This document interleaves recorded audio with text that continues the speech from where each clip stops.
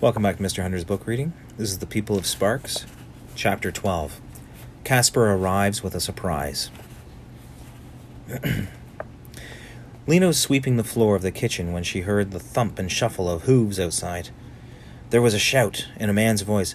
"Hello! Where is everyone?" And then a shriek from inside the house, running footsteps and Torrin's voice screaming, "Caspar! Caspar, you're home!" Lena flung down the broom and dashed to the door. There was Torrin, clamped onto the front of a very large man who was rumbling Torrin's hair and thumping him on the back. Behind the man was his truck, an especially large one, piled high with boxes and crates and pulled behind two huge oxen with curved horns. They stood breathing noisily, their sides going in and out. "Well, small brother," said Casper, "glad to see me?" "Yes," said Torrin. He unwrapped his arms from around his brother's trunk and gazed up at his face. "You were gone so long this time." "Well, I had to extend my route," said Casper. "Quite far, in fact, quite far. The work of a roamer gets harder and harder every year." Lena could see Casper's resemblance to his brother, Torrin. They had the same small eyes and the same wispy, light brown hair. But while Torrin was narrow, Casper was wide. He had a wide, round, rosy pink face with glistening, round chin. It was almost a babyish-looking face, except for the tiny mustache on the upper lip, twisted at both ends into points. Dr. Hester, who had been picking peas, came out from the side of the house. "Welcome back, traveler," she said. "Auntie Hester!" cried Casper, flinging his arms wide. He stood that way while Dr. Hester walked toward him, and when she came close he gave her a hug that lifted her feet into the dusty slippers off the ground. "Don't do that," she said, her face squashed up against Casper's shoulder. He dropped her back down. "I can't help it," he said. "You're as light as a feather." "Oh, I'm not either," said the doctor, rubbing her neck. "You're just showing off your muscles." "Well," said Casper, "it's true that being a roamer builds muscles." He made a fist and flexed his meaty arm back and forth. "Heavy things to lift, you know." "Some exceedingly heavy. Out near Camp Range foothills, a few months ago, I got stuck in the mud and had to lift the whole back end of the truck, which was loaded at the time. Torrin jumped up and down as Casper's side. "Did you bring me a surprise?" Casper looked startled. "A surprise?" "Yes, the way you always do. A surprise for me." For a second, Lena felt sorry for Torrin. The look on his face was so hopeful. She had a feeling that Casper was more important to Torrin than Torrin was to Casper. Casper laughed. He had the oldest laugh. All in one high, squeaky note. It was hardly a sound of pleasure at all. "Well," he said, "as it happens, I did bring one surprise. It's more of a surprise for everyone, though." He looked back toward his truck. "Are you there?" he called. Right here, answered a gruff voice from behind the truck. Stepped a woman almost as big as Casper himself, a massive tree trunk of a woman, with swirls and tangles of red-brown hair falling to her shoulders. She was dressed in faded blue pants and a huge brown shirt. She looked at them, smiling slightly. Her eyes were blue and fierce. "This is Maddy," said Casper. "She's my roaming partner." From Torrin, there was silence. Dr. Hester held her hand and said, "Welcome." The big woman pumped the doctor's hand firmly and up and down 3 times. Then Dr. Hester glanced toward the house and saw Lena standing in the doorway. "Casper," she said, turning back to him, "have you heard about what's happened since you've been gone? About the people who came from under the ground city?" "I heard some tale like that," said Casper. "Lena is one of them," Dr. Hester said. "Come here, Lena." Lena walked out toward Casper, who squinted at her and then thrust a hand into the pocket of his pants and pulled out a pair of slightly bent glasses, which he put on. He peered at her through the cracked lenses as she approached. When she got close, he held out an enormous hand, and Lena shook it. "Underground, eh?" said Casper. The cloudy glasses made his eyes look bigger and dimmer. "Some sort of mole people? But you've got no fur." He laughed, his squeaky, high-pitched laugh again. "Hee, hee, hee, hee." Lena smiled politely at this silly joke. Something about Casper seemed to be slightly off, she thought. "Lena's sister, Poppy, is with us as well," Dr. Hester went on, "and their guardian, Mrs. Murdo." During all this, Torrin had been standing very still. His narrow face had closed down. His eyes looked like tiny stones, and his mouth was pinched small. He was staring at Maddy. Suddenly he cried, But I'm supposed to be your partner. Casper blinked at him, as if he'd already forgotten he was there. You? He said. You're much too young. I'm almost 11, Torn yelled. I'm big enough. Not quite, little brother, Casper said. He grinned at Maddy, who gazed back at him calmly. She was like a big rock, Lena thought. Her face didn't move. Torn scowled. Don't call me little, he shouted. He turned and ran toward the house. Casper watched him go, lifting his eyebrows slightly. It's hard for children to accept change, he said. But they must learn, mustn't they? Dr. Hester said. Our 3 guests have been sleeping in the loft, Casper. They'll have to sleep in the main room while you're here. She paused. How long do you think you'll stay? Oh, just 2 nights or so, said Casper. His face took on a serious look. I'm on a particular mission this time, heading for the city. The city? Thought Lena. What city? The doctor echoed her thought. The city? She said. Why in the world would you go there? She seemed astonished, as if she'd never heard before of anyone going to the city. Because of this particular mission, Casper said, of a secret nature. I see, said Dr. Hester. All right, then, it's nearly time to eat. Take your beets down to the barn and then come on in.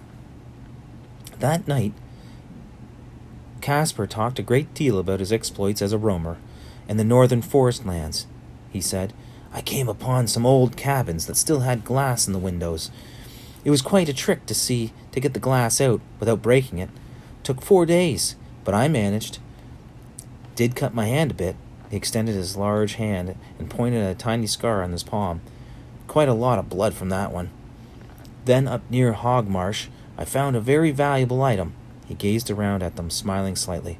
What was it? Asked Torrin, who had forgotten for the moment to be mad at his brother. It's an ancient statue, said Casper. It depicts some of the rare sort of bird with a long neck and only 1 leg. You can see that it was once painted pink. He paused to let the wonder of this sink in. Pink? Tink? Stink? Said Poppy. Pinky Stinky stared at Casper and giggled. Hush, Poppy, said Lena. Then in Ardenwood, Casper went on, idly twisting his tiny mustache, I had to fend off a few bandits. Bandits? Cried Torn. Really? Well, they might as well have been bandits, Casper said. Turned out they had no weapons, but they were set on stealing from me, that's for sure. I got rid of them fast with a few well-placed lashes. Casper sliced his arm through the air, as if he were cracking a whip. And a good thing, too, he went on, because not far from there I located another special thing, several boxes of authentic pre-disaster artificial flowers. They are made of very fine cloth, hardly faded at all. Artificial flowers? Said Lena, wondering why the people of Sparks would want fake flowers when they had real ones growing everywhere. Yes, said Casper. I have a sort of knack for finding unusual things. Maddy didn't join much in the conversation. Once Mrs. Murdo, being polite, asked her if she too enjoyed being a roamer, but she only smiled a little and said, I don't mind. There are worse things to be. Mrs. Murdo waited to hear about the worst things, but it seemed that's all she had to say. When it was bedtime, Casper went up into the loft and Torrin dashed up after him. Maddy took Torrin's place in the medicine room, saying a brief good night and closing the door firmly after her. The doctor helped Lena and Mrs. Murdo make up beds for pads of blankets on the couch and on the floor. It sounds interesting to be a roamer, said Lena. I suppose so, said the doctor. And Casper has a special knack for finding things? The doctor bent over and spoke softly into Lena's ears. He has a knack for finding the wrong things, she said. He's always bringing loads of things people already have and not finding the things people really need. Artificial flowers? She said wearily. What are we going to do with artificial flowers? The bed being made up, she went around the room and blew out the candles one by one. Except for one. He's always been a bit odd, said the doctor. He looks as if he's gotten even odder since he was here last. He tries hard, though. You can say that for him. He has high ambitions. He wants to be a famous roamer. He doesn't know that he's a bit famous already among the other roamers, but not famous the way he'd like to be. She handed the last candle to Lena and stumped off to her room. The next day was strange and unpleasant. Casper sat in the big armchair telling stories about his adventures while Torrin hovered about the room around him asking questions. Lena listened for a while. She was curious about the work of roaming. It sounded exciting, like something she might want to do herself. But she soon got bored because it seemed to her that Casper never said much about the really interesting parts of his adventures. She wanted to hear that what faraway places were like, and how the old buildings looked, and everything that was in the buildings, but all Casper talked about was how brave and clever he'd been in finding the things he found, and what injuries he had suffered in finding them. Maddy didn't listen to Casper. She spent most of her time in the courtyard of the garden, motionless and silent, gazing at the plants, her arms folded across her wide waist. Every now and then she plucked a leaf or blossom, rubbed it between her fingers, and sniffed. Once she asked Lena what a certain plant was. "I'm not sure," said Lena. "I only know a few of them." "Then you know more than I do," said Maddy, flashing Lena an unexpected smile.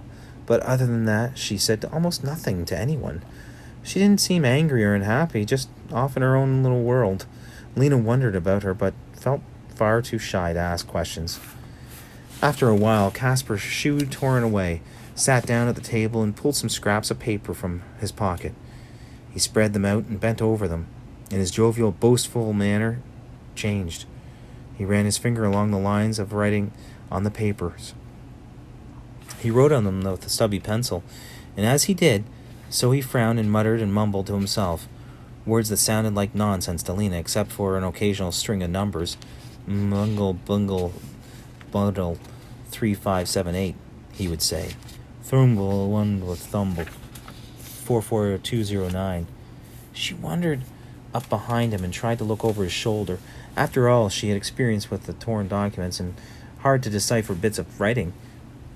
But Casper twisted around and scowled at her, holding his hands over the papers. Private, keep away," he said. He wouldn't let Torrin see either, so Torrin sat on the window seat and sulked. Around mid-afternoon, the doctor rushed in the door and looking even more frazzled than usual. Her shirt was smudged with blood and her shirt tails were half tucked in and half not. "I'm out of clean bandages," she said. "Lena, did you do them? I need some. And I need that lavender extract. A bottle of it. No, I'd better get 2 bottles." She hurried into the medicine room. Lena had forgotten all about the bandages. She dashed into the kitchen and pulled some rags from the basket and tore them into strips. She took these to the doctor, who was on her knees, rummaging through the chest. "And," said the doctor, "I'm going to have to make some mustard plasters tonight. You'll need to go out into the orchard and gather me some of the mustard flower. I'll need a lot. Get the leaves, too, the roots. I want the whole plant." She found her bottles of oil and thrust them into her bag, along with the bandages, and rushed out of the door. Lena felt the spirits sink down into her shoes. She didn't want to gather mustard plants. She was too hot. It was ferociously hot. She was sick of being hot, having her neck damp and beneath her long hair and her clothes sticking to her back. She was sick of doing chores. She shuffled out into the courtyard, where a few of the doctor's seedlings were drying up in their pots. She trudged to the pump to fill the bucket and splash some water on each of the limp plants. Then she sat down in the shade of the grapevine and leaned against the wall beneath the window and thought about everything that was wrong. She was mad at the doctor for giving her so much work to do and hardly noticing when she did it. She was mad at Mrs. Myrtle for not moving them out to the Pioneer Hotel, and she was lonely. She missed being with the people she knew. Especially she missed being with Dune in the old way, the way they'd been together when they were partners in Ember. Now he seemed to care more for his new friends than he did for her. Every time she thought about it, she felt a thud of pain, like a bruised place inside her. From the window just above her head, Lena heard Casper's voice. "Not now," he said. "I have to do the planning. I need quiet." The door opened and Torrin stormed out. He threw a furious glance at Lena, but didn't speak. He ran through the gate and up the road. He's mad too, thought Lena. Everyone's mad. From inside, he heard Casper's voice again, startlingly near. He was talking to Maddy, who must have come into the kitchen door. Lena realized they were standing by the window just behind her. "We'll head out Day after tomorrow, said Casper. Starting early. Uh-huh, said Maddy in her low voice, growly voice. All those stories about germs still lurking there, Casper said. They're nonsense, you know. Those germs died out long ago. No doubt you're right, said Maddy. They were talking about the city. Lena sat very still and listened harder. People talk about other kinds of dangers there, too, Casper went on. Bandits and so on. Doesn't bother me. Oh, of course not, Maddy said. And anyway, even if there's danger, said Casper, it's worth the risk because of what we're going to do, what we're going to find. You sound very sure that you're going to find it, said Maddy. Of course I'm sure, said Casper. Aren't you? The answer to this was just a grunt. They moved away from the window, and their voices grew fainter. Maddy spoke next. Lena couldn't hear what she had to say, and she caught the words "how far," and in Casper's answer she heard the words "day's journey." Then she heard steps clomping up the stairs to the loft, and the room went quiet. Lena sat very still, and her bad mood faded. Other thoughts swirled in her mind. She was remembering the sparkling city, those pictures she had drawn so many times, the great city of light, the city she had always believed in. Now Casper was planning to go there. It wasn't dangerous anymore, and it was only a day's journey away. She knew, of course, that the city Casper was talking about had been damaged, like everything else, in the disaster. The beautiful shining city had been imagined must have been the city in the past, in the time before the disaster. In her mind, she revised her vision of the city. Some of the high towers would have toppled, and their windows would be broken. Stones from the ruined buildings would have fallen into the streets. Roofs would have caved in. But the idea that struck her was that maybe the people of Ember were meant to restore the city. Perhaps their great job, the reason they had come up into this new world, was to live in the city and rebuild it so that once again it was the glorious, shining city of Lena's vision. This was such a beautiful idea.